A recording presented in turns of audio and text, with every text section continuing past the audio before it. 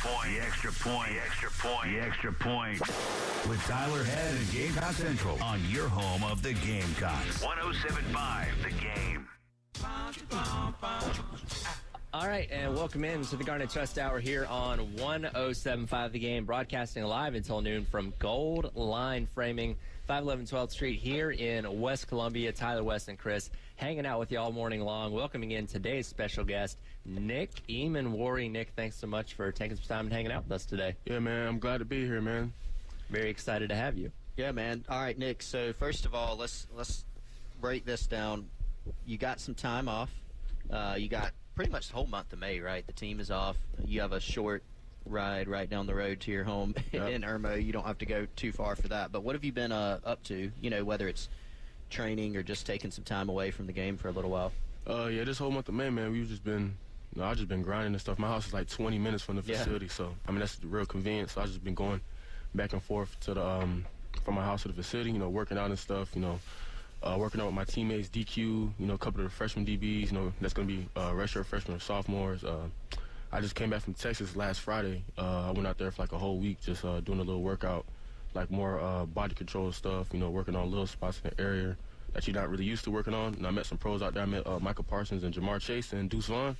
So it was a great experience out there. So there's some pretty good ones. Yeah. Pretty good ones. So give us a little bit more detail on what you meant by exactly what you've been working on body control stuff. Like, has that been a point of emphasis for you this offseason? Not really a big point of emphasis. Just like trying new things and not things I've been like really, like working on like your hip flexors and stuff. Mm-hmm. Not a lot of people like do workouts on that, so it's kind of weak.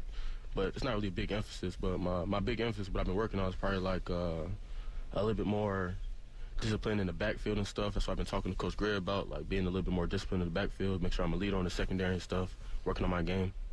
Nick, we were talking about this a little bit off air, but I think your first time out in Texas. Yeah. Tell us about that a little bit more. What was that like, just to branch out? I think anytime you can do something that's a little bit different than kind of just what you're used to, that can be good for you, good for your progress. Yeah. So how was that, just going to a different state, and you stayed and getting to meet some different guys? Yeah, Texas was crazy. It was my first time out there, and I was in Austin, so it was like, it looked kind of weird a little bit, but the one thing I remember is like the highways was crazy, man. Oh, yeah. It took me. I kept on missing my exit and stuff. It was just bad, but it's a good place out there. I like it. It's calm, nothing really crazy, but that's pretty much it. A little different than Irmo, South Carolina. Way different, way different. Did you get some Texas barbecue while you were there? I did. I was eating a lot. The food is great, though. 10 out of 10. I didn't have a bad experience out there with the food.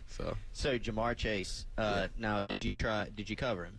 No, I was going to say try, but I didn't cover him. We were doing a lot of, like, weightlifting and stuff, so we didn't get a chance to get out on the field. But, yeah, him and Micah are different. Like, you can tell, like, those guys are, like, NFL pros and, like, maybe Hall of Fame guys in the future. So it was just a good experience getting up there and stuff. And me and Micah and Jamar were, like, exchanging words, and Deuce Vaughn, like, so, good competition out there. Was there anything specifically you took away from Micah Parsons that, other than just like, all right, these guys are built different, was there anything you can kind of take forward to your game, on or off the field, just from a mindset standpoint? The way he carries himself, you can tell, he has a great mindset. Like, he's competitive. Like, he plays like outside linebacker, stand up, outside DN, and he's competing with Jamar Chase. Like, he doesn't care. So, that's crazy. And he's moving just as well as him, maybe a little bit even better. So, just that mindset to carry yourself on and off the field, like, I'm the man, and I can show you that I'm a man and stuff. So, Since you, since that video, well, let's keep talking about training here and keep it here. Since you posted that video of you and AB racing, you saw how that blew up, right? Like, that became a big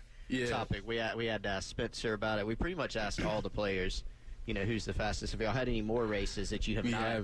We haven't. Actually, since that race, we were supposed to do a big race, like, I guess like 5 or 6 people.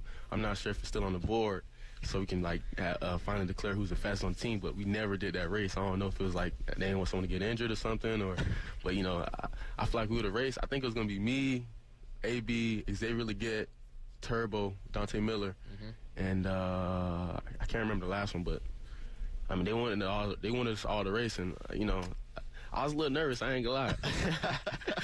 So how did the race with AB, the one that's on social media, how did that come about? Did you challenge him? Did he challenge you? And was that a 50-yard race? I think it was 50. I'm not. So it's not a 40-yard dash. It's about 50 yards. About 50 yards. How did it come about? We're in the training room, and I remember on the we're in the training room, and someone mentioned that he ran like 23 miles on the catapult. And I was like, what? I was like, nah, man, that ain't true, man. There's no way AB ran 23 miles. So everybody was basically saying I was calling him slow, but that wasn't the case. So I was like, we can go race right now. And I was in the middle of getting treatment on my foot, like getting ice. I was hooked up to the machine. I said, we can go race right now if you want to, man. He was like, come on. I took off the machine, got my cleats, went outside, went to the indoor, and I think Spence was in there. I'm not sure who else was in there. Spence was in there, a couple of the coaches, a couple of the assistants. I think a receiver was in, I'm not sure. And I think Jalen Foster was the one who was on the phone recording it. So Jalen Foster came outside to the indoor. We lined up, and we just raced. And I took off. I got a great start against him, and I looked back at him when I was crossing the line. We saw. So it was crazy. Nick, you're good at this radio thing because I was about to ask you who the 5 or 6 players were that were going to be in there. You answered that question before I asked. I was going to ask who was videoing it. You already answered that question, too. But let's put this on the record. Who is the fastest football player at the University of South Carolina? It's me, no doubt. No doubt. No doubt. Okay, what happens when Nicholas Harbor steps on campus? Does that answer change, or is that still to be determined? To be determined, for sure. I do want to race him a little. I know he's incredibly fast, but I'm real confident in my skill and stuff. But I don't know. He probably got me on that 100 meters, so we're going to do like 40, maybe 50. Maybe even 30. I'm not really sure. See, I think if you want to look at this from an approach standpoint, you got to kind of maybe shorten this distance, right? Yeah. Have you seen his videos? Yeah, he's been going crazy. On track, he's been going crazy, and he's huge to be running that fast. So it's a little scary. Yeah, I think once you get up into I got you in a 40-yard dash, even against Harbor. I think it's gonna be close though. It's gonna be close, but if you extend it 60 meters, I'm sorry. I know I'm sitting right beside you. I got Nick in the 60 meters. I got him in 100. I definitely got him in a 200. Because once he gets those, each of his strides is it's crazy. I mean, they're like 10 of mine or Wes's. They're probably still a little bit bigger. But he's tough on those longer distances. I want to race him, though. I want to race him. Did you run track in high school? I tried to run track in high school. I just really couldn't get into it. You know, like when you don't have like a passion for it, it's kind of hard to like grind hard for it. But I went out there, they were doing a lot of conditioning, and I just want to, like, get my mechanics right, so it just wasn't the right time to go out there. So I never, like, fully committed, but I have gone out there before, though. Nick, 1 year ago from right now, you were getting ready to arrive at South Carolina for the first time. You're about to be a true freshman. People knew who you were, but you weren't freshman All-American Nick Emmanwori. So how much has changed for you in 1 year, looking back, being, the new kid showing up, trying to make a name for yourself, trying to bust into the rotation, just trying to get settled in, I'm sure, this time last year. But how much has your life changed? How much has changed for you on and off the field? Surprisingly, not that much has changed. I mean, my life has changed dramatically as far as, like, how people view me and stuff and how I carry myself. But my mindset's kind of been the same. Like, coming in, I always knew I was going to be, like, I honestly thought I was going to, like, if not start, play a lot my freshman year. So when I was playing, it wasn't like no big surprise to me. I'm not sure. A lot of people didn't really know who I was coming up, so it was just like, but I knew who I was. So when I was making plays, it was just like everyday, business. I was talking to my coaches. They were like, yeah, man, this is nothing new. I was doing this in high school and stuff. So, I mean, no big changes, but like how I carry myself, how I got to move different and stuff, watch what I say, watch what I post and stuff, because I know people are watching me and stuff, so I got to be smart about that. I remember being out there for the high school camps in June. This is actually, I know the June before, you went out there, ran a great 40, jumped really high, you got your offer that day. But this was last year, and there was already a little bit of buzz because y'all had gotten in, y'all had started your summer workouts. Yeah. And I remember, Chris, somebody's telling us, watch out for Nick Emmanwori. He's really hit the ground running in the workouts. How quickly did you sort of look around when those June workouts started and be like, I can do this. Like, I belong here. Was it pretty much right off the bat? Yeah, straight off the bat. Like, right when I touched down, I don't even think I had to, like, take like, sometimes when you're a freshman, it takes a little minute to get used to stuff. I think I just came in there, knew the playbook a little bit because Coach Gray was doing Zooms with us. I'm already a physical guy. I've been doing workouts, like, so the physical stuff wasn't no deal with it. It was just how to get over the mental block and stuff, and that was pretty easy. What's different for you, even in this offseason, or even if you look back to the spring, how much more comfortable are you, even with the defensive scheme? Because that seemed like, the biggest adjustment, like you said. Yeah, like, during spring, it was a little bit more like, wow, I already know what I'm doing. Mm-hmm. I mean, I don't have to, like, think about what's going on and stuff. I know, it's coming quick, but I think now it's just, like, doing the little things right and stuff. Like, I know what I'm doing. I know where I'm lining up, but let me make sure I'm low on my stance. So let me make sure I'm reading the right keys and know what I'm reading and know what the offense is doing now. So that's like taking another step in my game. We were talking about Micah Parsons earlier, how versatile he is, the different things he can do. I don't know if you were aware of this conversation, but we have had an ongoing conversation about the best long-term position for you. Yeah. Even when you came in, when you signed with South Carolina, I think it said athlete on there maybe, and Coach, I guess Coach Gray claimed you before everybody else for the DB room. Yeah, him and Coach White was going back and forth where I should be DB or linebacker and stuff, and I was just letting it happen. Whatever I landed, it was I was gonna do what I do. Does that conversation still take place, or are you a defensive back? Period. Nah, since I've been in there, once I was a DB, I was always a DB. So, Coach Gray asked me when he came to my high school, like, a little bit before we were supposed to go up there, and he asked me, like, what do you want to play? And I was like, I want to play safety. I know what I can do. I can run with these guys. I feel confident in my ability to cover man-to-man and stuff. And he said, all right. So when I went up there, it was just straight DB. It wasn't like they tried me. I know I played a little bit around, like, down in the box a lot or deep, whatever. But it's just I think that was what Coach White just finding places to make me a better player and stuff. But it was no doubt I'm a DB. That's what Coach Gray was actually telling me. That's what they tried to talk about with Cam Chancellor. He coached Cam Chancellor and stuff back in the day. And he was telling me, like, that when he was going to the NFL Combine and draft, they tried to tell him he was a linebacker and stuff. But he was trying to tell the NFL guys that he's a DB and stuff. And look how Cam Chancellor turned out. So yeah, like you just talked about, though, it seems like within this scheme, you do get the opportunities to come up, show your physicality, play in the box. If you were just zooming out and didn't know how the scheme was structured, you might look out there and say, oh, he's playing linebacker. Yeah. So even from that safety spot, it seems like you're able to do various different things.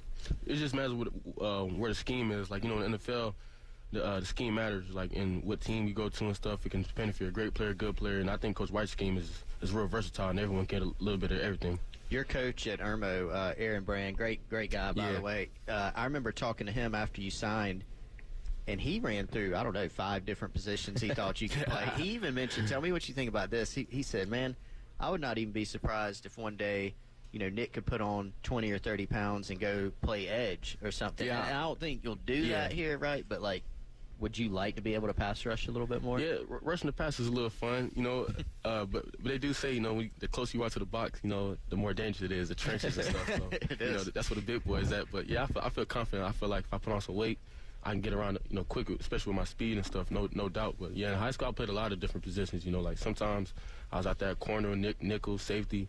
I played tight end, receiver. I was just out there just being an athlete. And then during spring, I got a couple of rests at corner and stuff, red zone and out there covering the ex-receiver and stuff. So, have you made your pitch yet to Pete Limbo to maybe get in on special teams as far as catching a couple passes? I was at a 7-on-7 when you were in high school, and they were just putting you out at wide receiver. Yeah. They were just saying, go get the ball. Yeah. So have you started – you got to start putting that bug in his ear. Have you started that yet?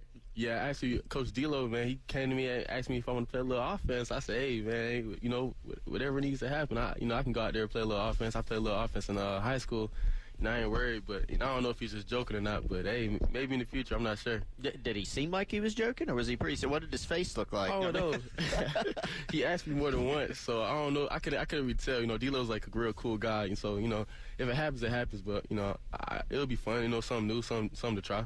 All right. Well, I don't know if D-Lo's listening, but when next time he or Coach Beamer have a press conference, maybe somebody can spring that question on him and see how they react. Make them squirm a little bit. Yeah. All right, we're hanging out at Gold Line Framing, 511 12th Street here in West Columbia for the Garnet Trust Hour with special guest today, Nick Emmanwori. More on the other side here on 107.5 The Game.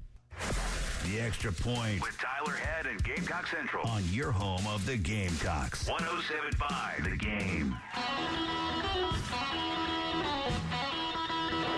4th down and 7. Kroger puts the left foot into it. It's a floater. Williams got a chance to return this one at the 35. One step towards the Gamecock bench. Got one block. Fumble. Carolina's got it. On the 45-yard line. And Carolina takes the football over. Another turnover in the kicking game. The Clemson Tigers come to the sideline as the Gamecocks get the football as they kick it away from Antonio Williams. The recovery there for Carolina. And it's 31-30 with 2:09 to go in the ball game. Nick Emmanwori is the man who recovered it, Tommy. It looked like several Gamecocks collided on Williams at one time.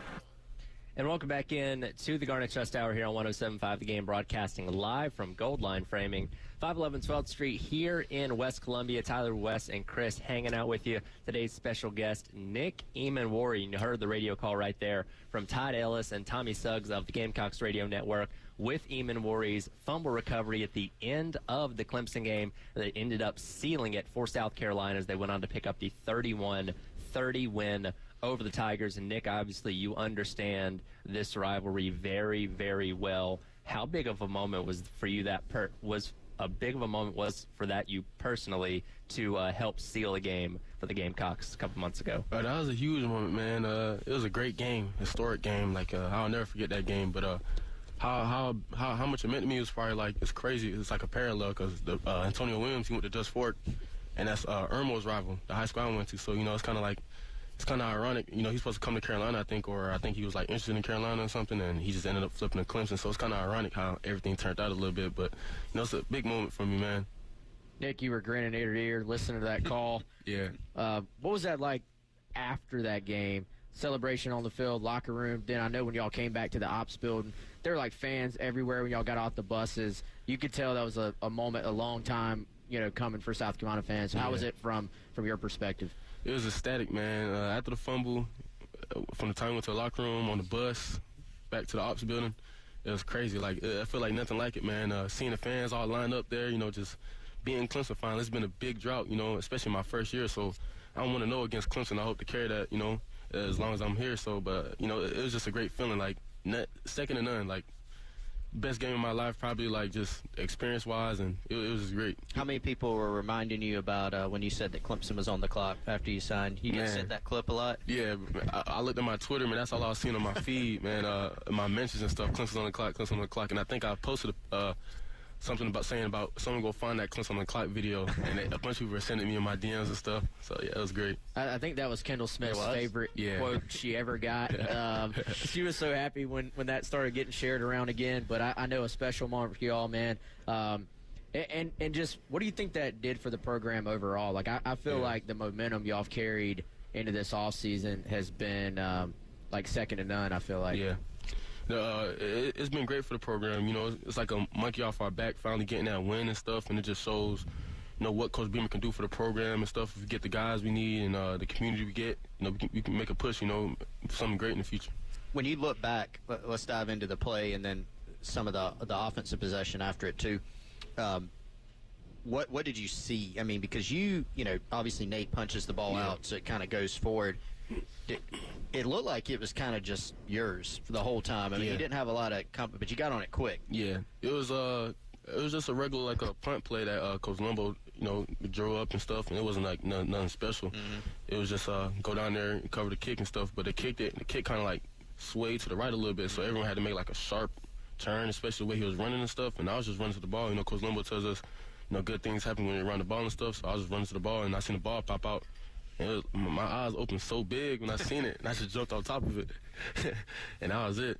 So Gamecocks get the ball back. The offense gets the ball back, and it's third, and y'all help me out, 4? 3rd and 4, I think. Is about right. Yeah, close enough. Third down play that ends up going to Juice. They throw that little screen to him. And, y'all, I was watching that play the other day. So up on the top of the screen, I think, to the boundary side, wide open too, right? But Juice, they throw the little ball to Juice. What were you thinking on the sideline just watching that play? Because he made about 3 or 4 guys miss. Yeah, for that play call, I mean, I feel like that was a good play call, especially with a player like Juice and stuff. Mm-hmm. But it's a little risky if you have a dude like a great tackler coming down. Like, he could have easily got tackled, right behind the first down and stuff. But Juice is a dog, man. So he broke like 2 or 3 tackles. And I was like, as I watched the playback, I'm like, dang, like, this dude couldn't tackle him, this dude. So it was crazy, man. And he got the first down, and that just ended the game.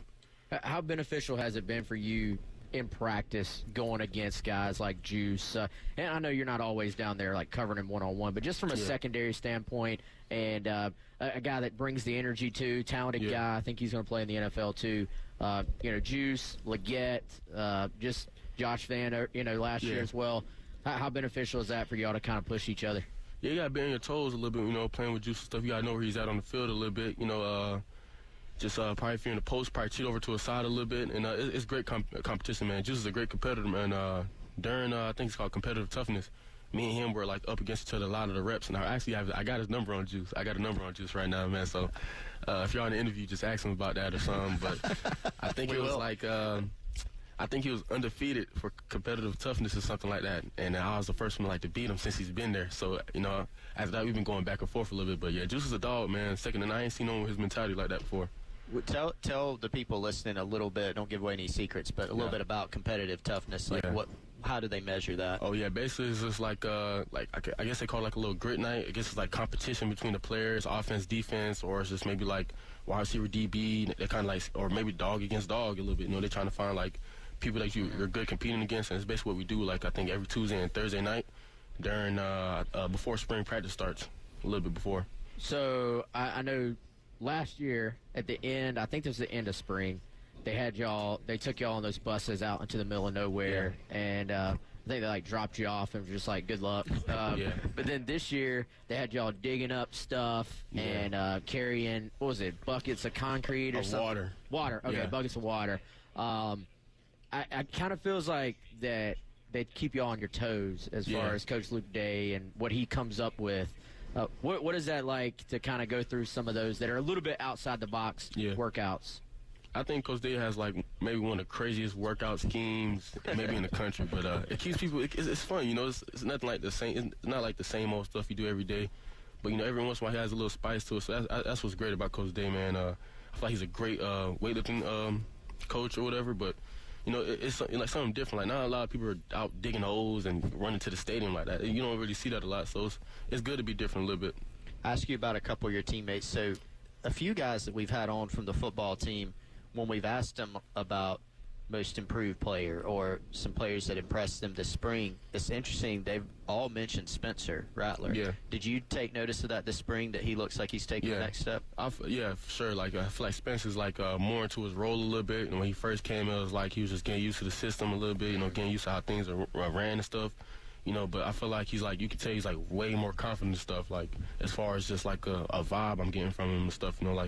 I feel like the last couple of games we ended off the season, he had a great last 3, 4, 5 games, and I feel like he's going to carry on to the next season and stuff, So a couple of weeks from now, the rest of this freshman class, your future teammates, they're going to be arriving here in Columbia. We talked about your experience when you first got here.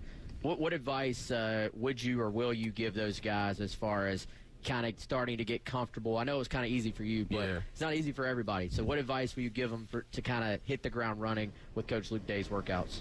The best advice I have for them would probably be make sure you come in ready right now. If you're working out, make sure before I came in, I think I came in ready. I was running Lake Murray Dam with my brother and stuff. There and back, I was running 2.5 miles a day, working out, maybe doing 2 days. So I just had a different mentality coming in. I want to be ready. I don't want to lag behind and stuff. So make sure you coming in ready and stuff, and make sure you're here to compete. When you're a freshman, you got big open eyes and stuff. You just want to come out here and just do what you can do. Last one before we go to break, Nick. So one of the freshmen that is on campus is Lenore Sellers. You got to play against him in high school. Yeah. Sorry, that bad memory. I know that now. But I watched y'all play. I think it was your senior year. But what did you look back on his high school career? How was it playing against him in high school, and then what have you seen from him since he got here? Yeah, I played in my senior year when he was, I think he was a junior, and he was crazy. Well, technically, that was their third game, and that was our first game due to COVID, so really ready. But he was a dog, man. I think I had 20-something tackles that game. That was probably my most, hurt. I was bad after that game the next day, but Lenore Sellers, man, he's a dog, man. He's crazy. I compared him to Cam Newton and Anthony Richardson, and one a little bit more Anthony Richardson and I feel like he's gonna live up to that, man. He's a dog for sure. And when he's coming up in spring practice, he had a great spring practice, man. He was just different. He brings this different vibe, different juice. You gotta keep an eye out for him. Especially when I'm in the post, I'm all right. I know he's not gonna run, but with Lenore's back there, he can throw, and I gotta keep an eye on him. So it kind of gives me a little something to think about when I'm back there. All right, we are broadcasting live from Gold Line Framing, 511 12th Street here in West Columbia for today's edition of the Garnet Trust Hour, all the way up until noon. We have tickets to all 3 games versus Tennessee this weekend. Game 1 tonight, Game 2 tomorrow, and then Game 3 on Saturday. Come by and say hello, and you can claim yourself a pair of those tickets. Again, broadcasting live at Gold Line Framing, 511 12th Street here in West Columbia. We'll come back with more with Nick Emmanwori on the other side on 107.5 The Game. By Love Chevrolet. there's a lot. Obviously, May's a little bit of a slow time because our guys are home for, a lot of them are home. I saw the carry-on in the weight room the other day, but a lot of our guys, they have the opportunity to go home in May, and then they'll all come back Memorial Day night, and we'll start workouts in the weight room the Tuesday after Memorial Day that morning. So for us, we've got to get stronger and continue to develop. Because we're going to have to play so many freshmen, not just at running back, but literally every position this year. We're going to have true freshmen that are going to play meaningful snaps for us. So the summer is probably more critical than ever just because of their development. The NCAA allows us to do more with our players in the summertime than what they've done in the past, and we've got to take advantage of it and really capitalize on it to get better as a team in the months of June and July.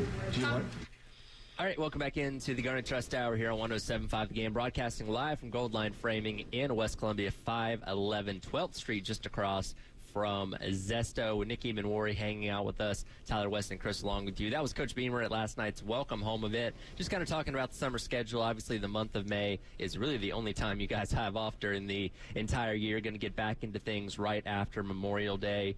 He was talking about the important things for him and his staff this summer. Nick, for you, what's the most important thing personally that you're going to be focusing on this summer? Make sure I'm coming in with a healthy mindset, coming in non-complacent and stuff, because a lot of guys after their freshman year, you kind of see it all the time, like they're freshman All-American, all SEC as a freshman and stuff, and they kind of fall off their sophomore year, or they get too complacent. They think, this is easy and stuff. So not to tell myself that I got it, now I got to have a chip on my shoulder and always tell myself I got to keep on going to get better. So that's probably my main goal. Do you go back and watch? I know y'all watch film during each season, each game you go back and review, but have you gone back in the off season, whether it's with the coaches this spring or just on your own, and to watch what you did last year? Yeah, me and Coach Gray, I actually told Coach Gray to make a cut up of all the good, bad, and ugly stuff, so I can see myself. You got to look at the good stuff, you got to look at the bad stuff. You can't just look at good stuff because you're gonna get too complacent, or you got to see the bad stuff too to know where you went wrong and stuff. So me and Coach Gray been in the lab a little bit. We're gonna watch that again. See what I did good, see what I did bad and stuff, so I can kind of grow and develop. Was there anything in particular looking at that you said, all right, this is what I want to focus on, this is what I want to get better at this offseason going into next season? Being a little bit more consistent to the ball a little bit more and away from the ball. Coach Gray was telling me if like he was talking about with Cam Chancellor, if they don't want to change my position in the NFL or something like that, or say I'm a linebacker, I have to make more plays away from the ball and stuff. And I feel like my freshman year is a lot of stuff I was thinking about and stuff, and I feel like my game is a little bit more refined, and coming in it'll be easier to see stuff and break, play a true DB. So is there anything, are you just naturally more of a grinder, have that mentality? Is there anybody that you can attribute that to that put that in you? Because you can tell you're not a complacent guy, you mentioned. Some athletes are whatever, but that's not you. Where'd you get that from? From my brother. My brother instilled that in me. Okachi, growing up, his work ethic is crazy, second to none. That's when we were running the dam. I mentioned about he used to weigh the vest, 15 pounds. I'm 16, 17, running the Lake Murray Dam there. 5-minute break, run back, and that was bad. I'm thinking, how can this man do this? I'm thinking he's crazy and stuff. So he kind of instilled that in me when I was younger and stuff. When I was growing up, had that competitive. I remember we were outside playing with a bunch of kids and stuff, and he was a quarterback playing football, and we were doing one-on-ones, and he used to let the other kids win over me. He used to throw me bad balls and throw them great balls, so that kind of built something in me that I want to be the best and stuff, the best me. And my sophomore year of high school, I was kind of you're young, kind of lazy a little bit, and really want to go to high school practice and stuff, missing practice. But he told me, man, if you want to go to college and be great and make something out of nothing, then you gotta grind. So I got that from my older brother. I always like to let fans try to get to know the athletes we have on this show a little bit off the field. Yeah. So other than football, other than working out, so this is not grinding. So we're taking off any of that stuff. You can't say, I just like to go lift weights. Yeah. What is Nick Emmanwori doing in his free time on a random day? On a random day, I'll probably just listen. I like listening to music a lot, calm music, depending what mood I'm in. Music kind of speaks to the soul a little bit. I like, chilling with people, like friends. I'm a great person. I like chilling with my guys, my homeboys and stuff, just chilling, nothing crazy. I don't got to go nowhere, just in the house. That's what I like doing, a little introverted. Do you like video games? Yeah, I'm not really into it. I don't take it so serious when I'm grinding. But I hate losing. I hate playing Madden. I hate losing on Madden. I hate losing. But I'm a little bit of a gamer. Okay, so did you play the NCAA football games back in the day? I did. I used to just play the mascot mode, though. I was so young. The mascot mode, the NCAA, that's all I used to play. What mascot? What team were you using? I think the Buckeyes. Or maybe the craziest mascot. I think it was like an elephant or like some like bird. I don't remember. I think it's the Buckeyes, though, that like big old like Brutus. Yeah, big head. Yeah, big head. All right, so it just came out yesterday that the new EA Sports college football video game. Yeah. Have you seen this? Yeah. Where there's going to be opt-in for all players to have your name, likeness, instead of South Carolina number 21, Nick Emmanwori. So they have not said how exactly it's going to look yet. But the estimate is it could be basically you get paid $500 in order for them to use your name in the game. As a college athlete, we're putting you on the spot, but as a college athlete, are you like, well, man, that's cool, but I'm going to need a little more than that, guys? Or are you thinking, I get to be in a video game forever, like you're locked in for life, and I get to make some cash on the side? What is your thoughts as an athlete? It's going to be interesting seeing how it plays out, because I know like a lot of the top guys are going to like want more. I don't think they're going to want to get paid as everyone in the game, especially like if you're a first-round draft pick or just maybe the top receiver coming back. So it's going to be interesting how guys do it, but like, I say if you got a chance to be in the game for a lifetime, I say you do it. I feel like if you're going to just go out there for the money and stuff, like, man, I need this amount if I'm going to be in the game, it's kind of selfish or like you're not really thinking for the fans or for yourself. So, I mean, it'll be interesting how it all plays out, though. That's what we were talking about yesterday. So, like, think about game comes out and y'all are all, like, playing it in the locker room. Yeah. And then, like, I don't know, how many people will they put on the roster on the game? I mean, probably 90, 100. Probably everybody if they opt in. Yeah, right? yeah, maybe even the walk-ons, everybody. But, like, imagine if you were, like, not you, but, like, if someone was, like, the only one who didn't opt into the game. Yeah. They're, like, making fun of them and everything. Yeah, like, it'll be, like, kind of weird, a little bit like, why didn't you? Like, I don't get it. Yeah, it's like quarterback 7 instead of Spencer. It'd be quarterback 7 and everybody else. Yeah. So, I mean, I feel like this is something that goes a little bit beyond just the money. Like, it is cool that you would be compensated. Yeah. But also, you're in a video game forever. So, like, it kind of immortalizes yourself as a South Carolina football player for that year. So have you ever thought about that? Like, I know the guys even back, like, talking to, like, Preston Thorne and them, when it wasn't even their name on there, like, the game would come out every year. Yeah. And it was like, oh, let me see what my rating is. Let me see where they got me, all this stuff. Have you thought about that at all, or what your rating might be? I don't know. Maybe like for my freshman year, I'd probably say like a 86, 88. Well, my sophomore year, probably like 90, 92.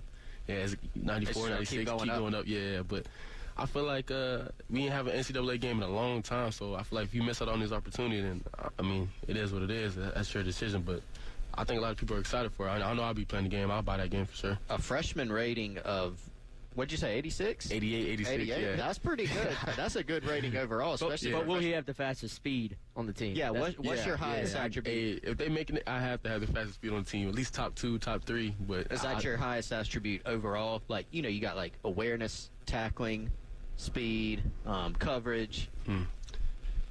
Speed probably number one. Yeah, speed or just my athletic ability is like it's crazy. I think my verse like 40, 39 to 41. So I'm not really sure about that. They also have jumping on there. Yeah, I remember Coach Brand said nobody will out-jump you. I also feel like, this is just my personal opinion, you talked about buying the game. I feel like that should be part of the opt-in. They got to give you a free copy of it. True. Got to give you a free copy of the game. Or like a coupon or a discount or something like that. Yeah, free copy. No, we're going with free copy. No, we've already been talking about having our own individual tournament here when that game comes out to crown the 107.5 The Game NCAA football EA Sports champion. Yes. Because I don't know about you, I still play NCAA 14 on my PlayStation 3. I've been holding on to it for the past 10 years, so I'm very excited for a new game to finally come out. Yeah. All right, we'll come back on the other side, wrap up today's edition of the Garnet Trust Hour with Nick Emmanwori broadcasting live from Gold Line Framing, 511 12th Street in West Columbia. Still have a few more tickets to give away for the Tennessee series this weekend for South Carolina baseball. Just literally come on by and claim yourself a pair of tickets with parking as well. Again, coming back on the other side, wrapping up the Garnet Trust Hour here on 107.5 The Game. The Extra Point with Tyler Head and Gamecock Central on your home of the Gamecocks. 107.5 The Game. All right, and welcome back into the Garnet Trust Hour here on 107.5 The Game. Tyler West and Chris out at Gold Line Framing, 511 12th Street in West Columbia. Come by and say hello. Going to be broadcasting up until noon. We have tickets to give away. We have a $100 gift certificate that our man Josh literally just put on the table in front of us. So plenty of cool prizes out here again at Gold Line Framing, 511 12th Street in West Columbia, right across from Zesto. A couple more minutes to go here on the Garnet Trust Hour with Nick Emmanwori. And Nick, we told you about this in the commercial break. Perhaps the most important question we ask any of our guests on the Garnet Trust Hour: who is your starting five if you're putting together a basketball team right now? My starting five for the team would be Marcellus Dow, Xavier Leggett, T.J. Sanders, Tonka Hemingway, and me. That's a good team. Yeah, I feel like we're going undefeated. It's balanced, too. Yeah, balanced. Right? Not all big guys, not all quick. Yeah. Tell us about Marcellus's game. Have we heard him yet? I think you're the first guy to add Marcellus to the team. But I will say, I told Nick in the break, I was like, man, honestly, Nick has been on more teams than anybody else. I think so. Without fail. But, yeah, why Marcellus? We played basketball. We were playing pickup basketball one time. I think it was at the Strom Thurman or something. I can't remember where we were at, but he's just a crafty guard. You know, he has a good shot. You know, like he make things work, pass the ball. You know, facilitating good and stuff. But if I don't pick up Marcellus Dow, I definitely pick up Kawan Banks. Sleeper pick, Kawan Banks. He's for sure. He's a hooper. Yeah, I think you've gone kind of deep. I feel like you've thought about this before the show. Yeah, for sure, because we've been talking about, like, having a little tournament for basketball, get your 2, get your 3, get your 5, whatever. And me and KB actually been on the same team every time. And, you know, we're like Shaq and Kobe out there. But, hey, I feel like you could actually charge, and fans would pay to come. Now, I don't know if Coach Beamer would like this idea. There'd be some rolled ankles out there, I feel like. But this would be fun. Nick, I already know the answer, but I just want to put this on the record, too. Who's the best basketball player on the team? Me, no doubt. No doubt. I feel like I can take anyone one-on-one. Like, I feel like I just make a difference on the court no matter what. You can ask anyone I've played basketball with. I make a difference on the court. 10 out of 10 times. I'm the best. You would probably be among the most well-coached, too, because you coached Tim Whipple in high school, and he's an absolute legend. Yeah, legend. He's been there for like 40-plus years maybe. He just won another state championship. Won another state title. Yeah. Yep. Dude, these games among the football team on the basketball court, do they get heated? Like, or is it all is it like heated but in fun, or is it like heated?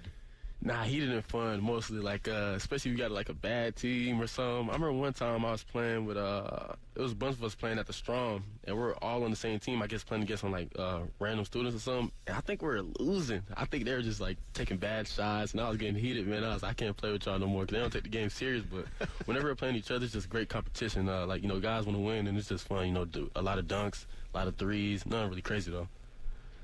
Do you ever play with the basketball team, like against the actual basketball team? Never against the boys, but I think we played against some girls one time, and I think we won. It was me and my team. We played against, I don't know, I think it was Camilla or, I'm not sure, Raven, I think, or something, but yeah, we won against them. I think they joined in the game. Like, I think it was 4 guys and 1 girl, and yeah, we won. So we were talking actually off air about some of the other sports, too. You shared the Freshman of the Year award for student athletes with Ethan Petrie. Yeah. We're talking about how you, I guess, went to your first baseball game. What was that experience like, and how cool was it to share? I know you said you got a lot of respect for Ethan. Yeah, it was crazy. After that award show, I think a couple of days later I went to a baseball game. This is my first time going to a baseball game, actually sitting down, crazy. And he stepped up to the plate. Now I was asking people, like, when's he going to bat? Like, when's Ethan going to go? Like, the first time he stepped up there, he hit a home run. Crazy. It's shocker. Like, the crowd went crazy and stuff. And then a couple moments later, he caught that crazy, I don't know what they call it, like a pitch. He just dialed out and got it. And it was, after that, he had got my respect way more. And I sent him a text on Instagram, and we were just, like, going back, sharing good words about each other. Did you see Nate Adkins had the one-hand catch in the outfield? Crazy. Craziest catch I've seen, especially from that type of position. Like, and I say a fat catch, that's an athletic catch for Nate. You know? Yeah. Well, he's a good athlete. It looked like the one he caught in Clemson. The Clemson game catch. Yeah. That was crazy. Tell us about the Tennessee game. You know, we talked about the Clemson game a little bit. Tennessee was obviously just being on the field for that and seeing like the aftermath. It was crazy because I got ejected that game. Yeah. And that was hard, man. I already know a lot of rules about the ejection, so I thought I was out for the whole Clemson game. That's why I was like so mad. Yeah. I thought I was out for the whole game, but they told me I was going to be out for, like, just this rest of the game. I could be able to play the Clemson game. So, the Tennessee game was great. After I got ejected, I remember a bunch of my teammates was coming at me. It was like, man, we got you, man. And I could see it in their faces. They're telling the truth. Like, they didn't have no doubt in their face. And I don't even think we were blowing them out at that time I got ejected. I think it was, like, still a close game. So, early.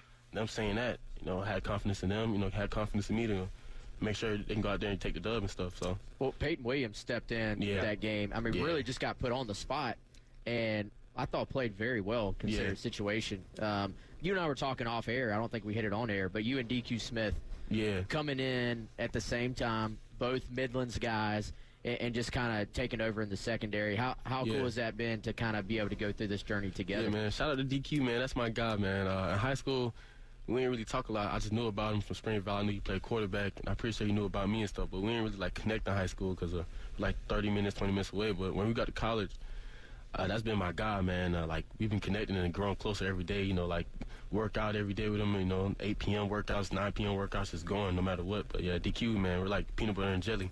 Orange juice, man, we compliment each other well. That's my guy, no doubt. I know we're jumping around a little bit on you, Nick, but we need more time with you. We only have a couple more minutes here, but we have a question actually from the Insiders Forum on Gamecock Central from Straight Spur. They want to know who was the toughest player to account for on an opposing team last season. Well, that's a good question. That's a great question. Honestly, in our room or just as a defense?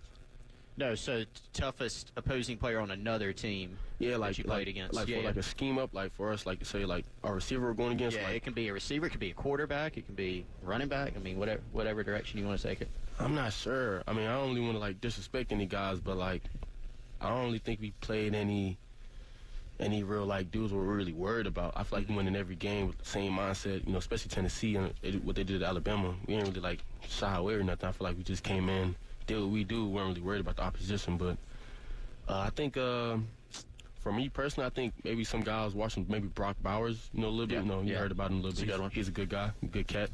But that's probably about it. Or Chris Rodriguez from Kentucky. Yeah, running back. Yeah, good player. It's good picks. Nick, 12 days from now. Yeah. You going back in there? Yeah, be back. Yeah, June workout start. We'll see what Luke Day has in store for you guys. Yeah. Where's your mind at right now? Where's your what's your focus going into this final couple weeks? Last couple weeks, and I'm just trying to make sure I stay where I'm at right now, get my mind ready, ease into it. Don't want to rush back into things because this is the only real break we get the whole month of May. We're kind of like 24/7, 365 a little bit, but it's the only real break we get. So I'm just going to ease out, just relax a little bit more and get ready back into it. All right, that'll do it for today's edition of the Garnet Trust Hour. Nick, thanks for joining us. No doubt. Enjoy these final 12 days of relaxation before you jump back into the grind at the end of the month. Yeah, so it's been fun, man. I'm glad I've been here. Absolutely. I'm very excited to see what you're going to do on the field this fall in your second season. Yes, sir. All right, heading to a break. Come back on the other side. Jump into the Gamecock Central Takeover Hour presented by Firehouse Subs live from Gold Line Framing, 511 12th Street in West Columbia on 107.5 The Game.